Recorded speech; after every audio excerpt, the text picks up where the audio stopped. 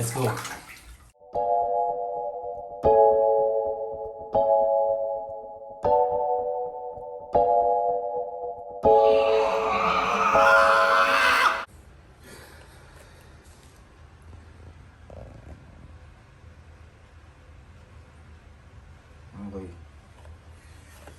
Okay guys, good morning. So, October 23,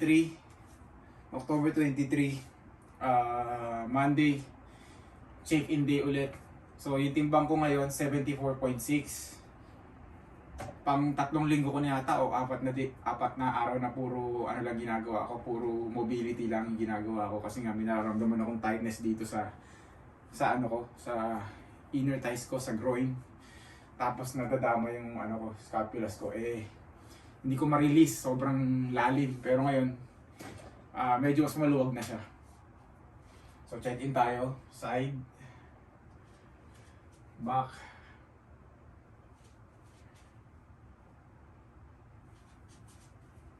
Okay, yun lang.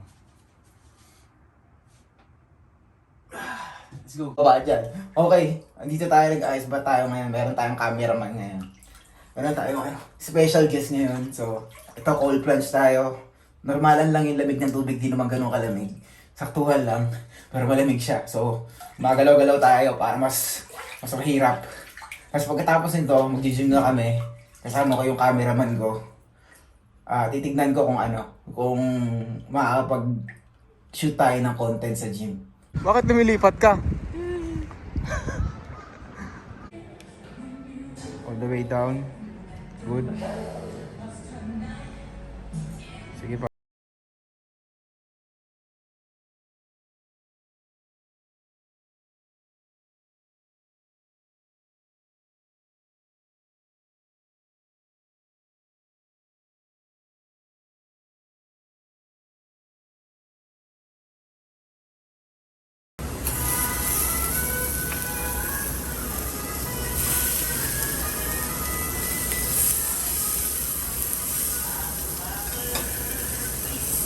So ito, curd steak.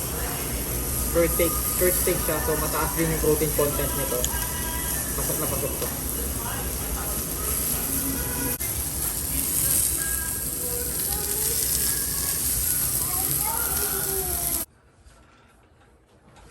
Okay guys. So nag-gym ako kanina. Nag-gym ako kanina, pero hindi ako nagbuhat. Ang ginawa ko, nag-release na lang ako ng muscle sa gym. Kasi kahapon, Sunday, nag-onsen. So, spa. So, nag-sauna ako, nag-hot bath ako, nag-cold plunge ako. So, itong araw na to, ramdam ko yung katawan ko, relax. Malambot yung mga muscle ko. So, ginawa ko na lang, since malambot siya, nag-release na lang ako. Kaysa galitin ko siya ulit. So, dahil naka-relax yung muscle ko, mas madali siyang i-release. Kasi malambot siya eh. So, ginawa ko, imbes na mag-workout ako, nag-stretch na lang ako kanina, tsaka nag-release ng mga tight areas ko. So, kanina, na-release ko yung groin, na-release ko tong inner thighs ko, pati yung lower back ko. So, ang gaan ng pakiramdam ko ngayon. So, ang ginagawa ko, nag-workout na lang ako ngayon, pero mobility lang. So, mobility lang ng shoulders ang ginagawa ko. So, ito, dumbbell external rotation. So, explain ko lang sa inyo.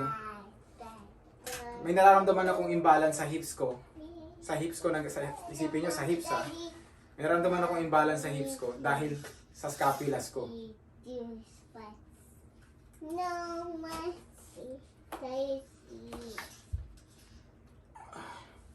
So 3x10 lang to.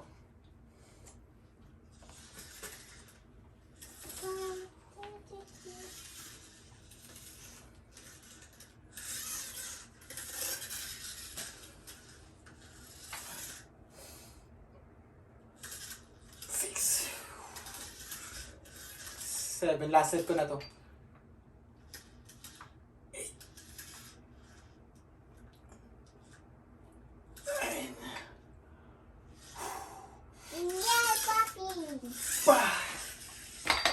9.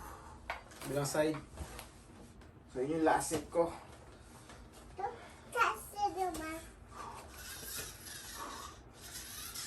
Okay. 2, 3,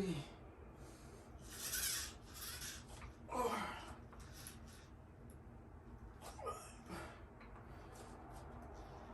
6.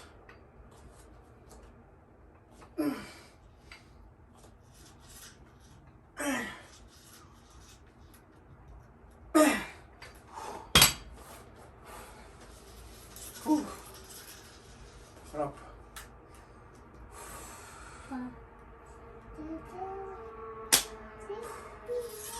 So kagaya na sinabi ko sa sa video, ano na ako, 4 weeks na ako na halos na nakapahinga. Kasi nga ang ginagawa ko, inaaral ko na ayusin talaga kung saan ba yung nagagaling yung tightness, kasi palagi na didislocate yung ano ko yung shoulders ko eh. So pag anong nangyayari, pag gumanda yung pakiramdam nitong kabila ko, kasi nagyayari shoulders saka hips yung palagi ko nararamdaman yung palaging weird yung pakiramdam. So pag maayos yung pakiramdam ng shoulders ko saka yung hips ko sa kabilang side na to, nandito yung sakit. Sabi pag maayos tong kabila, dito naman yung so nagpapalit-palitan sila. So ibig sabihin may imbalance. So kanina na-release ko yung groin ko, bumitaw na siya. Then ang pinaka sobrang tight sa akin is yung lower back ko. Grabe yung tightness ng lower back ko kanina.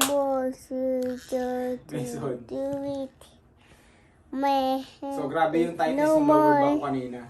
No more. So kanina ni-release ko yun. Paano ko siya ni-release? Yung QL. So yung QL natin, ito yan. So humiga ako sa sahig. So sa bench ko na lang para makita nyo. So nilagay ko to sa QL ko. Dito. Dito sa QL ko. Tapos tinaas ko lang to. Yan. So, kung gusto nyo i-release yung lower back nyo. Kung gusto nyo mas tamaan lalo, angat nyo to. Yan. Tapos hinga lang. Kasi gamay, matigas pa din eh. Matigas pa din yung lower back ko ngayon eh. So mamaya i-release ko pa ulit yan. So, actually itong vlog ko na to, ano lang to, kumbaga accountability. Pasensya na kayo kung ganito yung quality ng vlog ko ngayong mga linggo. Medyo busy ako eh. Nag-a-adjust ako sa bago kong routine, di ba? So, pero dadating din yung time na mas magiging maayos ulit. So, again, nagpo-post lang ako weekly kasi nga para kahit papaano alam ko pa din sa sarili ko na nag-i-stay ako dun sa sinabi ko sa sarili ko na dire-diretso ko na to. Kasi napaka-importante nun eh. Kasi pag hindi ko to ginawa, the next week, mas tataas yung chance na hindi ko siya gawin. Diba? Kasi nababawasan, every time na hindi mo ginagawa yung sinabi mong gagawin mo, nababawasan yung willpower mo. Diba? Nababawasan yung willpower mo. So, kailangan, pag sinabi mong gagawin mo yung isang bagay, kailangan mo siyang gawin. Ang importante lang, gawin mo siya. Yun lang. So, anyways, yun lang guys. Dito pa rin ako, dito pa rin tayo.